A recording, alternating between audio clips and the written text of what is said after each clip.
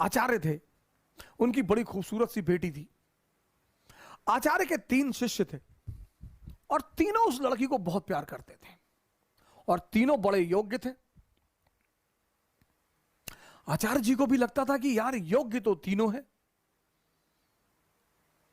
लड़की को भी लगता था कि योग्य तो तीनों है, तो शादी किससे करूं। बाप और बेटी दोनों बड़े कंफ्यूज थे कि विवाह किससे किया जाए।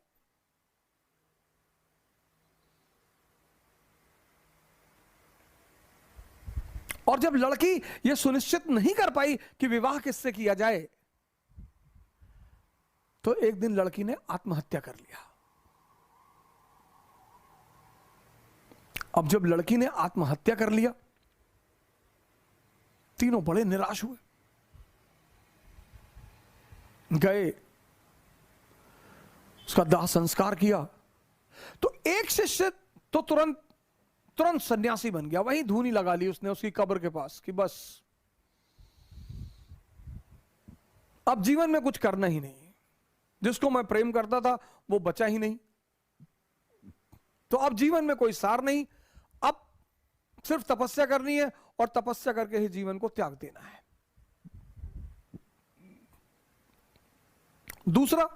दूसरा फकीर बन गया,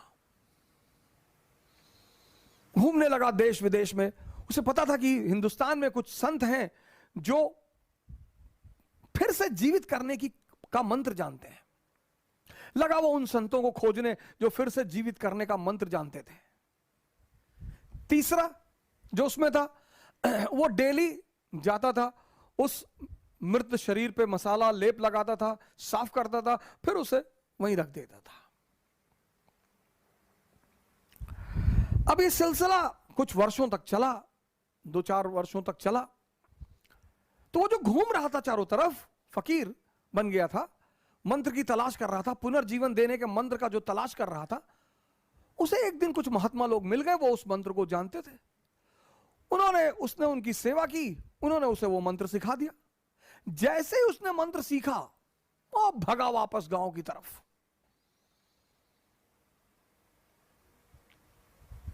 और वापस आकर उसने उस युवती को फिर से जिंदा कर दिया।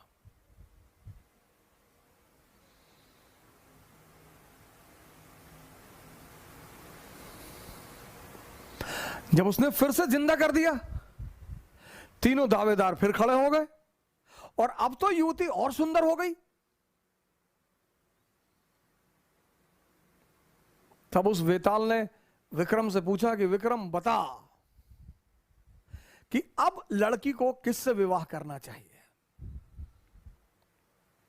अगर तेरे मन में उत्तर आ रहा है और तू जवाब नहीं देगा तो तेरे सर के टुकड़े टुकड़े हो जाएंगे, और अगर तूने जवाब दिया तो मैं तुझे छोड़कर चला जाऊंगा।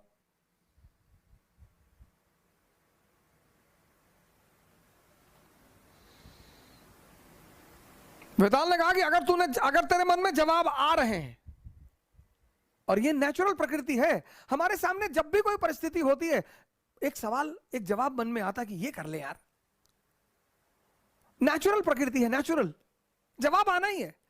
तो वेताल ने कहा कि देख विक्रम, अगर तेरे मन में जवाब आ रहा है और तूने मुझे नहीं दिया तो तेरे सर के टुकड़े टुकड़े हो जाएंगे, और अगर दे दिया तो मैं चला जाऊंगा।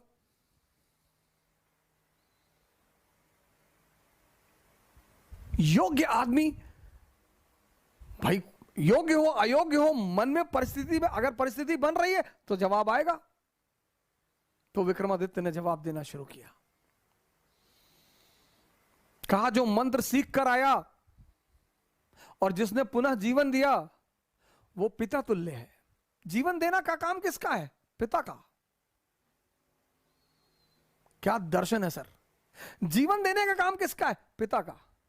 तो जिसने मंत्र सीख कर जीवन दिया वो पिता तुल्य है, उससे विवाह नहीं होगा।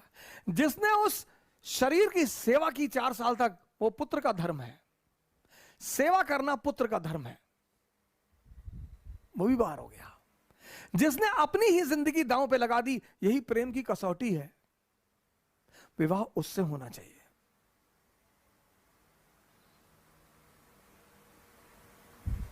यह था शिक्षा देने का तरीका। और जैसे ही विक्रमादित्य ने जवाब दिया, वेताल उड़ चला। कि तूने बोल दिया विक्रम। यानी अब सुनिए इस कहानी का दूसरा उद्देश्य क्या है। मौन, परम की जो प्राप्ति होगी वो मौन में होगी, साइलेंस में होगी। इसीलिए हिंदुस्तान में एक वर्ड है मुनि। मुनि मतलब जो मौन हो गया हो। परम की जो प्राप्ति होगी, परम की 25 बार विक्रम जाता है, 25 बार वेताल उससे सवाल करता है, 25 बार वो जवाब देता है और वेताल हमेशा निकल जाता है। और जब अंतिम बार विक्रम चुप हो जाता है,